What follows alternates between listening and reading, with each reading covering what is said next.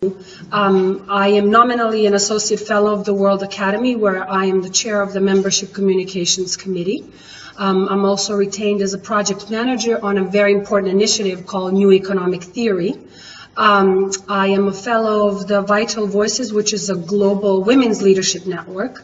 I'm also an associate expert at the European Commission, but other than that, I'm a mom of two extraordinary human beings.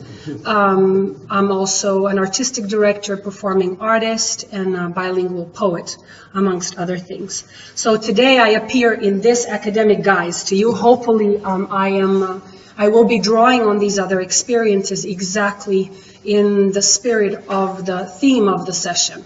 And the session was convened and conceived of with my colleague, Dr. Professor Mark Swilling of Stellenbosch University, who couldn't be here with us today, but it was created with him as we shared many affinities coming from, I was born in Montenegro, currently residing in the US, and he's coming from South Africa. So our interests are coming from there, and this is why I would like to share a little bit about the concept of Bring Forth Futures and why is it called the way it is called. There is a wide and growing consensus that we're going through what many refers to as the Great Transformation, from an epoch based on exploitation of nature for the benefit of few, to an epoch that can hopefully be more sustainable and just. The world history is so on the cusp of another great transformation, as we can witness in such established writings and reports from, say, German Advisory Council on Global Change from 2011, Global Commission on Economy and Climate from 2014, or say 2011 report of United Nations. As well as the launch of the Future Earth Initiative at the Rio Plus 20 conference in 2012 by the world's mainstream Natural and Social Science Association, was in recognition of the need for the scientific community to better understand and prepare for this process of global change. So unsurprisingly, this has given rise to a massive growth of a wide range of methodologies for anticipating the future in one way or another. So anticipation actually lies then at the heart of urgent contemporary debates, from economic crisis to the rise of the global south to climate change. So as the past becomes less useful to anticipating the future, a wide range of anticipatory practices have started to emerge that are suggestive of an unfolding future and guide the futures that actor networks start to imagine and realize or materialize. Discovering and realizing the evolutionary potential of key practices in the present should, in theory, be the focus of this paper and this research. These practices are, however, emerging across all cultures in all the regions of the world as the impacts of the global multifaceted crises are experienced in context-specific ways. However, it is not this reality of a diversity of voices that gets reflected in the grand narratives of transformation generated by mainstream institutions such as those cited above.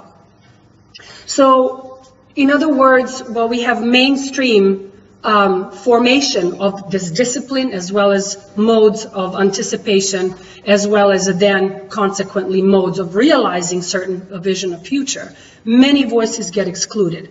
And the idea was exactly to bring together diversity of voices from different regions, some of them unincorporated regions or unincorporated walks of life and perspectives, into a gathering which should basically reflect back on this very conference. Who is it that had the money to come to this conference and participate in this discussion and then consequently become the part of forming of a discipline as it nascent? So you heard me at the very plenary pose the question, what happens when we introduce or embed a new nascent discipline into old power structures? And that's the question that I'll just leave for us to ponder.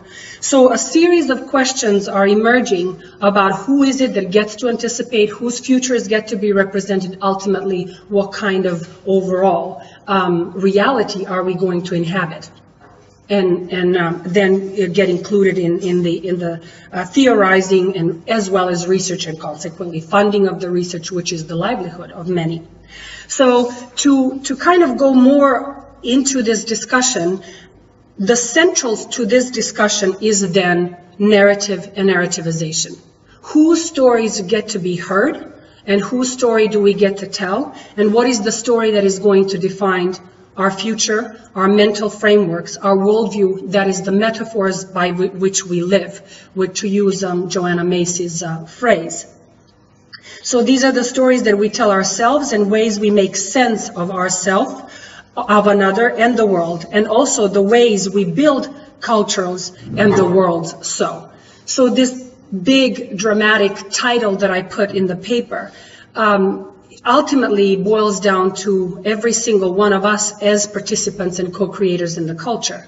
We are creatures of culture and nature. We have always been prosthetic beings, because through our mind, through our consciousness, we extend beyond what is biologically given, right?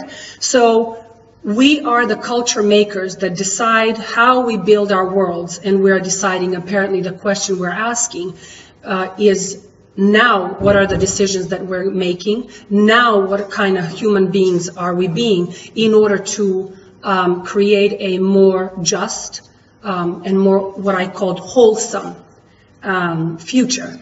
Social cultural trends and terms for their understanding of these two modalities of future generating. The first one I called strong futuring, more immediate, more observable and predictable. It depends on technological means of accessibility, accumulation, and analysis of data that allow for projection and forecasting and for trend setting. Its presence is strong. We tend to feel strongly about our projections and forecasting for trend setting. And it is also, we tend to feel strongly about our projections as they're based on registered factors and methodologies available. Next to it, not opposite from it, next to it, coterminously, I speak of slow futuring, which tends to be less immediate, less immediately observable, but nonetheless undergoing and with long-term effect, like an underground current that is shaping the relief from underneath in ways that are not immediately observable, but nonetheless shifting the terrain and shaping relief over a longer period of time. It has evolutionary long-term impact with longer processual and cumulative effects, while the first one is more a trend-setting outcome. So, in terms, if we accept that these are the trends, some of the questions that I would like to ask is what kind of modes of learning and what kind of faculties and practices do we need to develop for both waves? How can we account for both of these waves for more expansive and more inclusive anticipation and the future it foresees? How can we account better for the relationship between these strong and slow futures? So, these ways of sensing and making sense consequently shape the attitudes we have to the self, the other, resources, and environment. So I understand them not as polarities, not as dichotomies or inversions. They are concurrent, interrelated, and mutually productive, and they engage different shades of anticipation modes on the spectrum from certainty to uncertainty. So from prediction to forecast, to foresight, to invention, and envisioning. So different anticipatory practices employ different relationships to and attitudes towards future. One senses the future as something in waiting, there to be decoded and prepared for, more of an event and an out there, engaged in a more reactive and corrective manner. The other senses the future as something in making, to be created and brought forth, more of an experience and an in here, engaged in more proactive, improvisational, transformative manner. For me, it is exactly in between, that is in the interstices of these anticipatory modes, that I situate the powerful potential generative space for unlocking the potential of the present, as David Snowden calls it, who we're lucky to have here today. So as you can see in relationship to what we've discussed or what I mentioned at the beginning regarding the centers of power and those disenfranchised voices, you can see that there's somewhat of a polarizing movement between strong trend-setting powers or futuring and the slow futuring or futures and worlds that are made in the street, as I mentioned in the plenary session.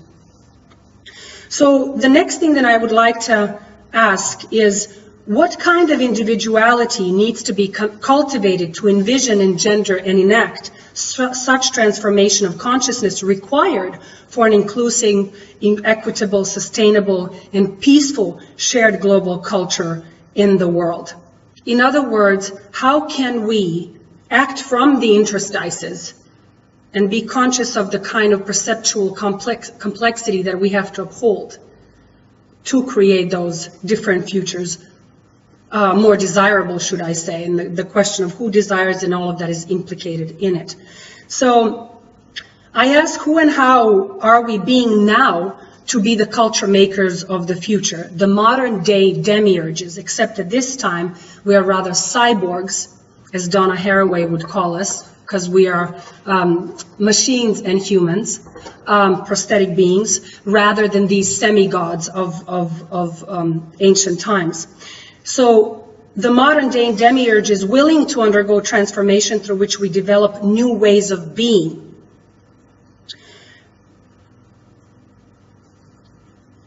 Not only being, but also knowing and creating as boons for the whole and more wholesome human community.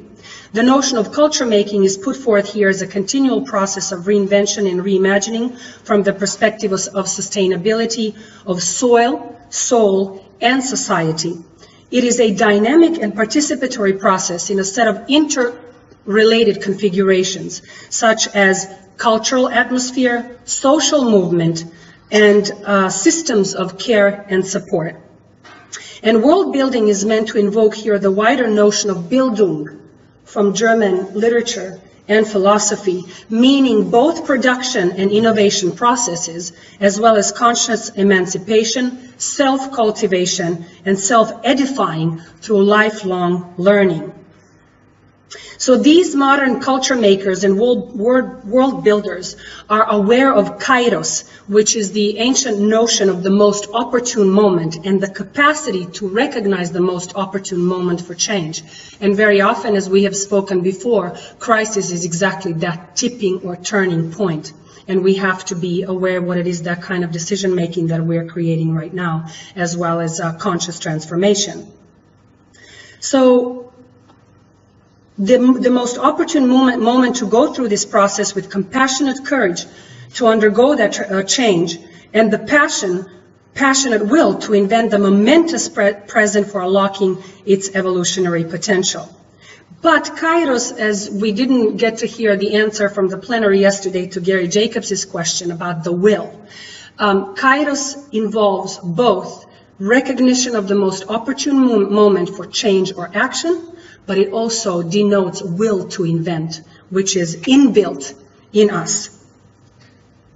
So with the question of what kind of individuals do we have to be, I would like to bring forth a notion of a brilliant biologist, a theoretical biologist whose name is Jakob von Uexküll, who is the grandfather of the Jakob von Uexküll, the founder of World Future Council, a dear friend, and who is considered the progenitor of biosemiotics. And his key notion was that basically, I will water it down a little bit or compact it for you, is that we are all, and I mean all, life forms. And this breeds a particular respect for all life forms, and it should breed that respect in us. We're all readers of signs as we interact with the environment and with each other. So this is why I'm raising the question, what kind of literacy, what kind of education of the mind and soul and the body of a wholesome human being do we need to be more refined readers of the signs of the momentous present? So I would like to mention here another notion of what I've called with quantum learning, a quantum shift for universal change, where the smallest shift on the deepest level can have large scale consequences, on the scale of personal and psycho-emotional to collective and econo-political change. And if you don't trust me on that one, we just need to think about splitting the atom and what kind of effect it had, unfortunately, for the humanity. Another notion that I would like to mention here is being the readers of signs, we're also creators of signs and metaphors. And for that purpose, I would like to bring, which I mentioned yesterday, bring to your awareness the distinction between event and experience, that they cannot be collated, that there's an interstice in between those two that is extremely significant. That something happens, and what constitutes our experience of that which happens is our interpretation of the event. It's the story we tell ourselves of what has happened to us or another or to the world. So in between those two, there's a moment of translation and interpretation. And mind you, that is an aesthetic process of representation. And I find that very significant. I'll explain in a minute. So between the event and the experience is an aesthetic process, an act of representation, translation, sense-making, that is storytelling. This process then becomes part of personal and collective history, identity, way of knowing, relating, informative of the development of transferable knowledge, which in turn, via neuroplasticity, informs and shapes even our biology, even DNA. We now know that DNA is in part rewritable. So this is an aesthetic process of making sense of the sensory, sensual, and sensible, and sublimating that into even spiritual resource of higher guidance and knowledge, a transcendence of a certain kind. But this is also a process of representation of values, of peoples and aspirations. It becomes carried over, translated into the domain of the political as the institutionalized process of representation. This is the deep driver of the process of unlocking and liberating the evolutionary potential. The capacity to imagine and imagine bigger and better will drive that which determines and regulates the conditions to see, understand, express, and imagine. So if you look at the way this functions then, the anticipatory potential, the potential of the anticipatory thinking is then placed yet again at the interstices of the political and the aesthetic and how they relate. And this is where also is another tension, so to speak, as we know that we have established powers or constituted powers and constituting powers that are trying to gain a sense of participation in power and decision making. And that usually stems from the imagined, from the envisioned, from the aesthetic, from that which is also disenfranchised and whose only capacity and means of being represented might only be aesthetic. If you think of it in the world, think of something that is close to me with my resident in the U.S. What is the representation? What is the actual representation of the Native Americans? It's predominantly aesthetic. What is the representation of the Gypsies? It's aesthetic. They have all left indelible marks on the politics of the U.S. Just one note. Say the Iroquois nations on the Constitution of the U.S., or Gypsies have left, or the Roma have left indelible mark on so many cultures that it's a whole other discussion. What is their representation is reduced to aesthetic. Nonetheless, it's all pervasive. So the anticipatory thinking in terms of who can become, hopefully, the next partner in power, not just a participant. I'm hoping for partnership in power, is going to be determined at the interstices between the political and the aesthetic. But ultimately, they all funnel into the question of representation, narrativization, and storytelling. So I would like to point out, and I don't know where I'm at with the time. Was it a long time ago? I did not see that. You'll have to. So this kind of just gives you an idea of how I have structured things where I'm proposing different ways of futuring and think about how they're bound in relational dynamics. Then I speak about the event and experiences, this process of translation and narrativization, to drive it to the question of representation, to ultimately go back to the topic, to the very title of who can imagine and bring about change in the realm through or via representation, and in terms of culture making and world building. So every structure built, every technology is ideologically informed and imbued. And we, as creatures of techne, of both nature and cultures, if that is so, then the way to access ourselves and the future structures would be from the understanding of the ideology that motivates them, devising strategies and approaches of transforming the ideology for future building.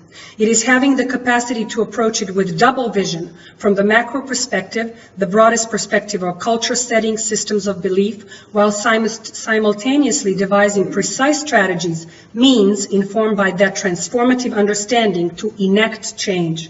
Bringing the change from within by rearranging desires, as Gayatri Spivak called it, it's not my term, of how we view, so rearranging the desires is what we consume, how we view nature, ourselves, each other, how we spend our money, what is the worth of our money, of our time, what is it that we recognize as value, and that is that which determines the price of everything. In this sense, it is also giving back to people a sense of worthiness and dignity as participators and partners, so that they can determine better values, so that they can decide what a sense of well-being constitutes for each and for all of us. As we are focused only on creating the technological means of fixing the planetary problems, reordering things and changing the course of the multifaceted crisis, these solutions usually mean salvaging things, meaning damage control. From where we are merely managing and damage controlling, we're developing also a pattern of continually creating conditions for the next stage of and need for fix-ups and always another glitch.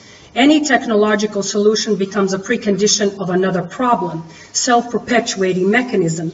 Solutions to sustain us long-term are those that will rearrange a multitude of relationships between phenomena, each other, environment, the change in consciousness and conscientiousness.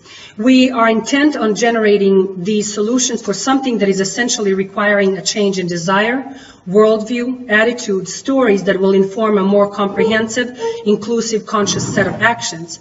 If we don't address the worldview, values of the greater humanity from their standpoint, context-bound standpoint, we will be offering our technological solutions and offering trinkets, gadgets, kits for repair, improvement, and edifices that ultimately can be blown up. Thank you.